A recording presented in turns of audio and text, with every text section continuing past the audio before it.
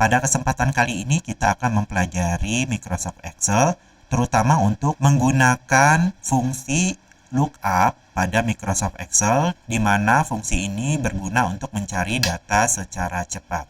Sebagai contoh, di sini kita punya tabel, dan pada saat kita menginputkan nomor ID pada sel yang saya beri warna kuning ini, maka nanti data-data nama, kelas, nilai, serta totalnya akan muncul secara otomatis berdasarkan sumber data yang berada di tabel sebelah kiri ini.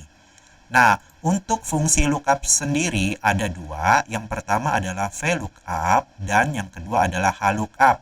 Sesuai dengan namanya, kalau VLOOKUP dia akan melihat data secara vertikal, sedangkan HLOOKUP dia akan melihat data secara horizontal.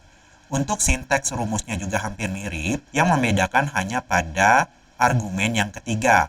Pada VLOOKUP, argumen ketiga yaitu call index number yang berarti kolom. Yang dimaksud dengan kolom, jadi dia mencari berdasarkan yang ini. Yang dari atas ke bawah, atau yang biasa kita sebut vertikal.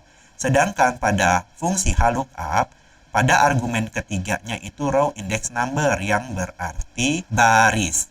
Kalau kita bisa lihat yang dari kiri ke kanan atau secara horizontal. Sekarang kita lihat dulu di sini ya. Kalau menggunakan VLOOKUP, tabel sumbernya ini header tabelnya terletak di baris paling atas, sedangkan untuk isi datanya berada di baris bawahnya. Maka kita bisa menggunakan fungsi VLOOKUP. Jadi kita ketikkan, misalnya di sini pada nama, saya ketikkan sama dengan VLOOKUP. Kemudian buka kurung, untuk lookup value-nya berdasarkan sel yang saya kasih warna kuning ini, yaitu sel J4. Lalu jangan lupa kita tekan tombol F4 sampai dia muncul lambang dolar. Kenapa? Karena kalau dia sudah muncul lambang dolar, berarti sel ini sudah terkunci. Jadi ketika rumus ini kita kopikan di baris bawahnya, dia tidak ikut bergerak atau bergeser. Kemudian kita pisahkan dengan titik koma. Untuk tanda pemisah juga disesuaikan dengan komputer teman-teman. Ada beberapa yang menggunakan titik koma, ada yang menggunakan koma. Ya teman-teman ya. Lalu kita menuju ke argumen kedua yaitu table array. Table array ini berarti kita blok saja seluruh tabelnya ya. Kita blok. Terus jangan lupa juga agar array ini yang sudah kita seleksi tidak bergerak, pada saat rumus ini kita kopikan ke bawahnya, kita juga tekan tombol F4, nanti dia akan muncul lambang dolar agar terkunci. Kemudian kita titik koma lagi. Untuk call index number-nya, tadi kita kan untuk menampilkan info nama. Kita lihat nih berdasarkan kolomnya. Nama itu berada di kolom berapa? ID kolom pertama, nama kolom kedua. Ya, berarti kita ketikkan angka 2, kemudian titik koma.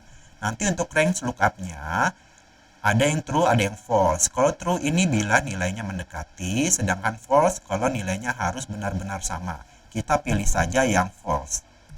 Kemudian tutup kurung, enter. Maka kita mendapatkan ya, di sini saya contoh input SB001, di sini namanya Budi. Nah, untuk yang ke bawah tinggal kita auto fill aja. Di sini masih Budi semua, karena kalau kita lihat pada kelas sini saya klik F2 untuk masukin mode edit. Pada call index number-nya masih 2, yaitu nama. Tinggal kita ubah aja pada call index number-nya pada kelas ini 1, 2, 3, berarti pada kolom ketiga. Maka mendapatkan kelasnya kelas 11A. Nah, untuk nilainya juga disesuaikan ya. Kita ubah saja untuk call index number. Di sini untuk nilai A-nya berarti di kolom keempat. 90, kemudian ini kolom kelima, nilai B-nya kolom kelima. Nilai C-nya kolom ke-6. Dan yang terakhir untuk totalnya berada di kolom ke-7. Oke, kan? 1, 2, 3, 4, 5, 6, 7. Ada 7 kolom ya teman-teman ya. Sekarang kita lihat ya, pada ID SW001 datanya sesuai dengan sumber yang berada di tabel ini.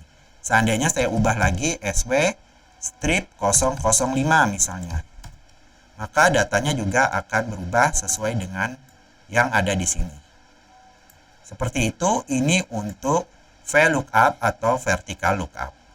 Sekarang kita menuju yang kedua, fungsi yang kedua yaitu HLOOKUP atau horizontal lookup.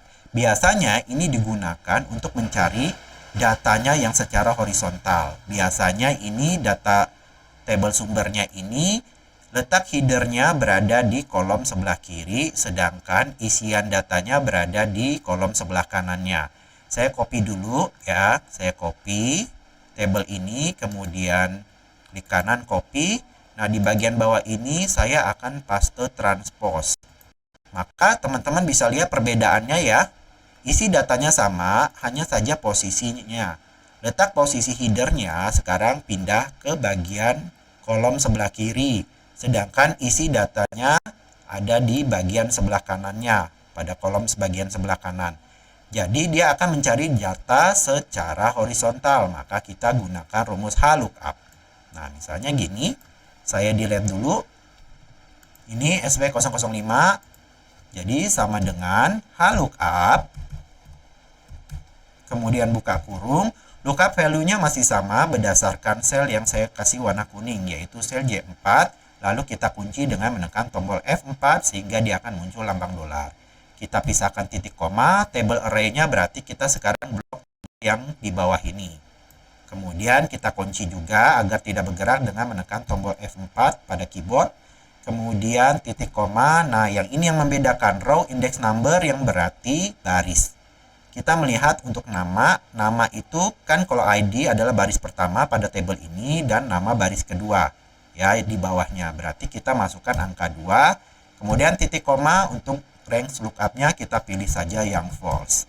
Tutup kurung, enter, maka kita mendapatkan ya atas nama SW005 di sini namanya benar Iwan ya.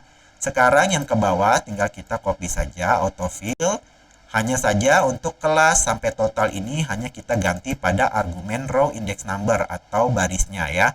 Jadi kalau kelas ini berada di baris ketiga pada tabel yang di bawah ini, kita tinggal ganti saja angkanya dari 2 ke 3. Kemudian nilai A kita ganti dari 2 ke 4. Dia berada di baris keempat, yang ini adalah baris kelima.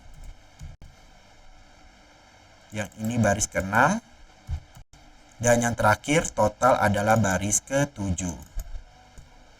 Maka kita sudah mendapatkan ya data-datanya. Coba saya pindahkan misalnya SW strip 009. Kita mendapatkan ya di sini 009 atas nama Lydia, kelas 11C, nilai A 70, nilai B 80, nilai C 65 dan totalnya 215. Jadi benar ya teman-teman ya. Terima kasih sudah menonton video ini, semoga bermanfaat dan sampai jumpa lagi. Bye.